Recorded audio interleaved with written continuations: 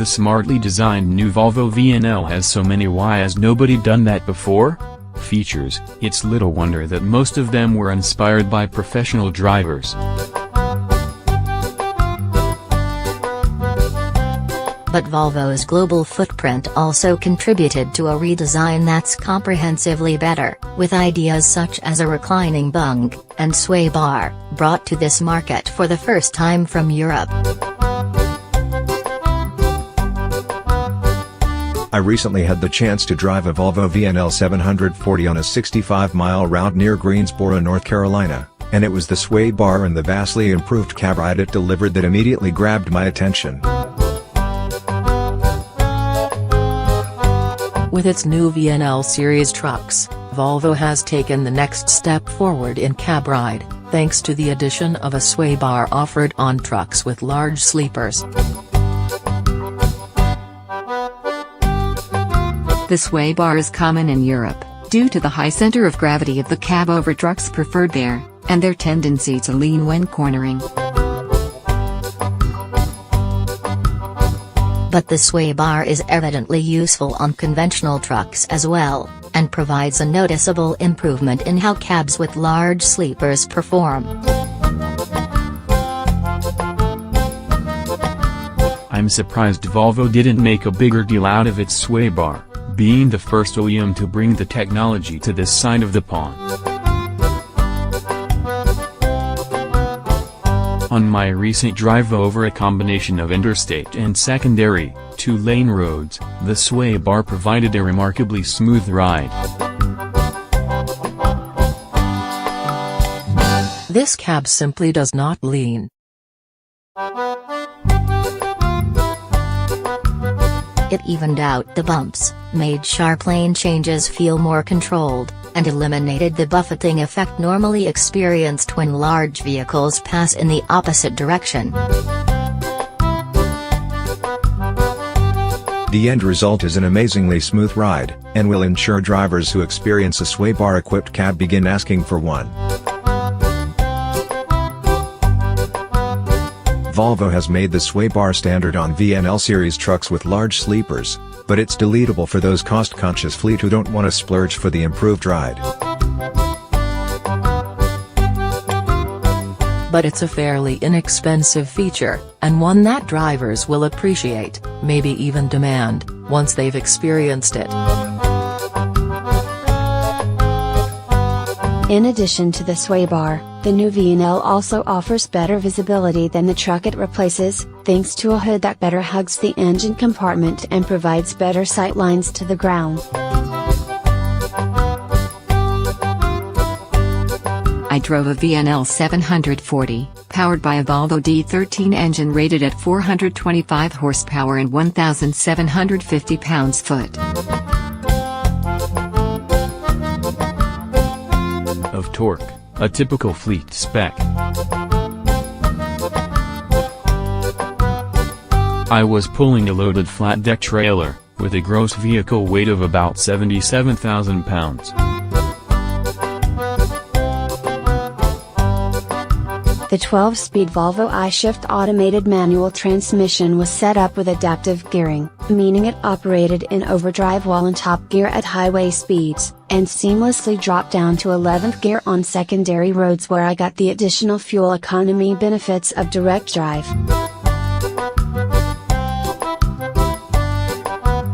It's a versatile transmission, ideal for running different types of highways or handling a combination of heavy and lightly loaded, or empty, trips. Another immediate improvement in the new VNL is the sound quality while cruising at highway speeds. It's incredibly quiet, thanks to a combination of the low cruising RPMs we enjoyed due to downspeeding, and new removable, rubber floor inserts that mute sound from the road and engine compartment underneath the cab. These new floor mats also make access to the engine compartment much easier. It used to take more than an hour to access the hatch, because the passenger seat had to first be removed. Now, The floor mats can be pulled out, and a technician can access the engine from inside the cab in about 12 minutes. The new VNL was designed with plenty of input from drivers, and you can see evidence of this extensive consultation everywhere. Power outlets are located all over the place, including atop the dash where drivers tend to store their devices, eliminating the spaghetti effect of cords hanging from the dash to the area below, where power outlets have traditionally placed. There are even power outlets placed within reach of the upper bunk. Storage trays in the new truck come with removable inserts, making them easier to clean of spills or crumbs. Storage has been added throughout the cab, and a larger 70-inch sleeper has allowed Volvo to increase the size of cabinets, as well as the fridge and freezer. 7 different seats can be ordered in any trim level, with heated, cooled, and massaging seats available. The truck I drove had an NTL heated seat with back cycler, and was very comfortable.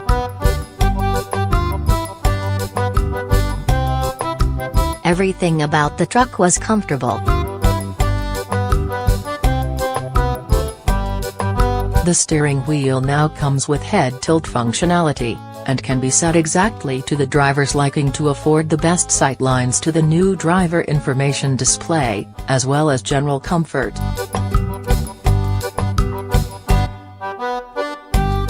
The adjustability of the steering wheel will allow drivers of all stature to get comfortable. Some 21 buttons have been placed on the steering wheel, so drivers can access frequently needed controls without taking their hands off the wheel. The leather-wrapped steering wheel itself is comfortable to grasp. Orange stitching gives it a stylish, sporty look. The new dash is less industrial looking than what's often found in a commercial vehicle, and more automotive inspired. It's less cluttered and easier to find the gauges or switches you're looking for. This interior is nearly infinitely customizable. A modular frame rail allows for the placement of cup holders, big enough to accommodate a large Gatorade bottle, but adaptable enough to firmly grip a small styrofoam cup, storage bins, or RAM mounts. The door panel controls are more automotive feeling, including the addition of single-touch window down functionality.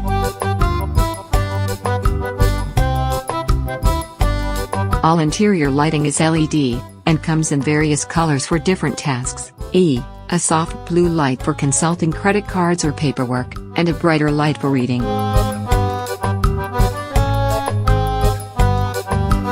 A puddle lamp at the bottom of the door shines down on the area below the steps when the door is opened, so drivers are less likely to slip or step into a puddle when exiting the cab. The living environment has been completely remodeled, and can be ordered with a dinette set or a reclining bed. The two options can't be combined at this time, but Volvo hasn't ruled it out for the future. The reclining bed is a comfortable option for spending time in the sleeper watching TV, reading, or doing work. The dinette set may be preferred by drivers who want a formal dining area and don't like the idea of snacking in bed. The cab comfort controls have been moved to the back wall of the sleeper, where they're more accessible from a lying position.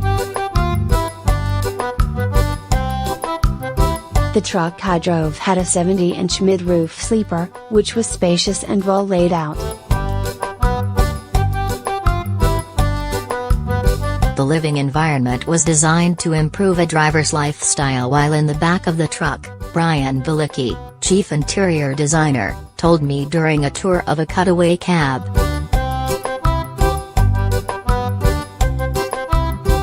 When working on the interior design, he and his team consulted thousands of drivers, and also looked to the airline industry for inspiration. A direct result of this collaboration can be seen in the form of airplane-style window shades that can be quickly lifted or lowered, in the place of cumbersome snap-on covers. The new sleeper design also allows customers to spec a skylight, an option that wasn't previously offered. The D13 that powered a VNL I drove was one of the first to feature turbo compounding. It's a waste heat recovery system that takes heat previously lost out the exhaust stack, and puts it to work powering the truck. It's not noticeable to the driver, as the additional horsepower generated is used to lessen the load on the engine and improve fuel economy, rather than to add power and performance.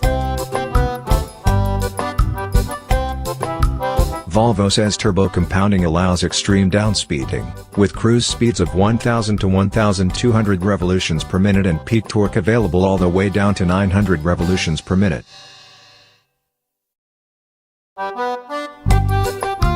This provides up to a 6.5% fuel economy improvement when combined with 2.47 rear axle ratios, compared to a previous generation D13 with no turbo compounding, and 2.64 rear axle ratios, according to John Moore, product marketing manager. The new D13 can be ordered with or without turbo compounding, but you can expect to see about a 3% difference in fuel economy if you choose the TC version. Moore said the D13 with turbo compounding is the most fuel-efficient engine Volvo has ever produced.